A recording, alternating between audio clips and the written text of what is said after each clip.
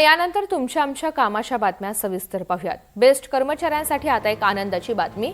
Best कर्मचाऱ्यांच्या पगारात अखेर वाढ होणार आहे। बेस्टच्या कायमस्वरूपी कर्मचाऱ्यांच्या वेतनात 3,000 रुपये तर कंत्राटी कर्मचाऱ्यांच्या वेतनात 2,000 रुपये अंतरिम वाढीस मंजुरी देण्यात आली। बेस्ट समितीच्या सभेत या संदर्भातली घोषणा करण्यात आली आहे। ऑगस्टच्या पगारात कर्मचाऱ्यांना जून आणि जुलै या 2 महिन्यांची रक्कम अदा करण्यात येणार आहे।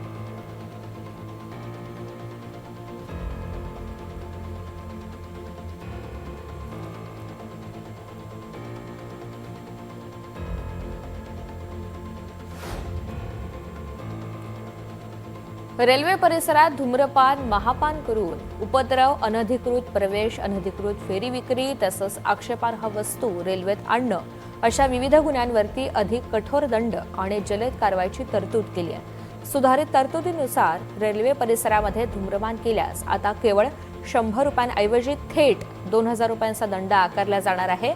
मध्य रेल्वेनं प्रवाशांना या नव्या नियमांची माहिती करून देत त्यांचं पालन करण्याचं आवाहन केलं। संबंधित प्रवाशाचे तिकीट किंवा पास जप्त करून त्याला रेल्वे परिसरातून बाहेर काढले जाईल। दंड न भरल्यास न्यायालयाकडून 5,000 रुपयांपर्यंत दंडाची शिक्षा होऊ शकते। रेल्वेत मद्यपान करून गोंधळ घालणं किंवा उपद्रव निर्माण करणाऱ्यांवर सुद्धा कठोर कारवाई केली जाणार आहे।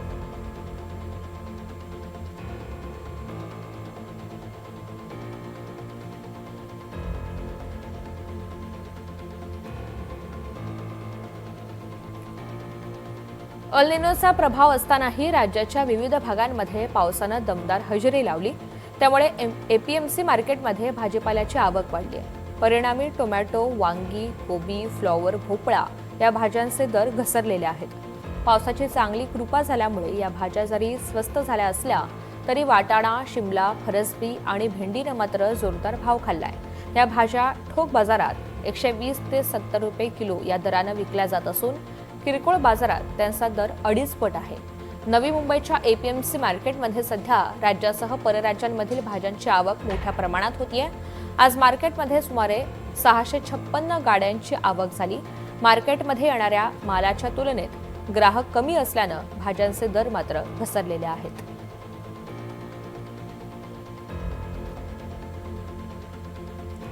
ठाणे इंटिग्रल रिंग मेट्रो स्थानकामध्ये किंवा लगतच्या जागेवर भविष्यात मॉल, कार्यालय किंवा अन्य व्यावसायिक प्रकल्प उभारण्यात येणार आहेत। त्याचबरोबर मेट्रो डेपोच्या छतावर 10.35 मेगावॅट क्षमतेचा सौर ऊर्जा प्रकल्प उभारला जाईल। त्यातून दरवर्षी सुमारे 15,525 मेगावॅट तास हरित वीज निर्मिती होईल। त्यामुळे हा केवळ वाहतूक व्यवस्था सुधारण्यापुरता मर्यादित नसून ऊर्जा कार्यक्षमता, जलसंधारण आणि पर्यावरणपूरक तंत्रज्ञानाचा वापर करणारा राज्यातील महत्त्वाकांक्षी सार्वजनिक वाहतूक प्रकल्प ठरणार आहे।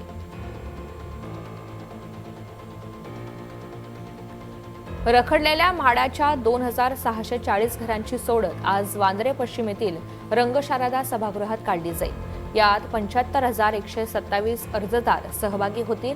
या सोडतीमधील कोरेगाव पश्चिम येथील पंतप्रधान आवास योजनेमधील 13 घरांच्या सोडतीकडे अनेक जणांचं लक्ष आहे। केवळ 13 घरांसाठी 17,000 अर्ज प्राप्त झालेत। या सोडतीत सर्वाधिक निर्माणाधीन 1,762 घरांचा समावेश आहे। राज्यातील खासगी अनुदानित प्राथमिक, माध्यमिक आणि उच्च माध्यमिक शाळा, कनिष्ठ महाविद्यालय, अध्यापक विद्यालयांमधील शिक्षक, शिक्षकेतर पदांच्या भरतीसाठी सक्षम प्राधिकरणाकडून जाहिरातीची परवानगी मिळाल्यानंतर प्रक्रिया पूर्ण करण्यासाठी शैक्षणिक संस्थांना आता 3 महिने मुदत मिळणार आहे। मात्र पवित्र संकेतस्थळ अनेक महिने सुरू नसल्यानं परवानगी मिळूनही पदभरतीला अडचणी कायम राहण्याची शक्यता वर्तवली जाते। महाराष्ट्र लोकसेवा आयोगानं महाराष्ट्र गट क सेवा संयुक्त पूर्व परीक्षा 2026 साठी अर्ज सादर करण्यास मुदतवाढ दिली। उमेदवारांच्या मागणीचा विचार करून अर्ज सादर करण्याची अंतिम मुदत 10 ऑगस्ट रोजी रात्री 11:20 तर ऑनलाईन परीक्षा शुल्क भरण्याची अंतिम मुदत 13 ऑगस्ट रोजी पर्यंत देण्यात आलेली आहे।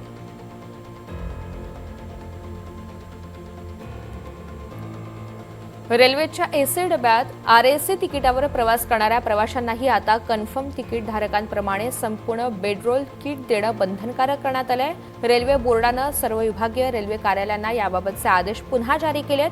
बेडरोल किट मिळालं नाही तर प्रवाशांना टीटीशी संपर्क साधावा किंवा रेल मदत हेल्पलाईनवरती तक्रार नोंदवावी असं आवाहन सुद्धा करण्यात आलंय.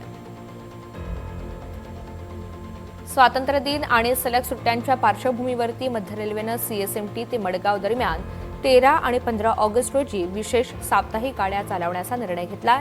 त्यामुळे कोकण आणि गोव्याकडे जाणाऱ्या प्रवाशांना दिलासा मिळणार आहे.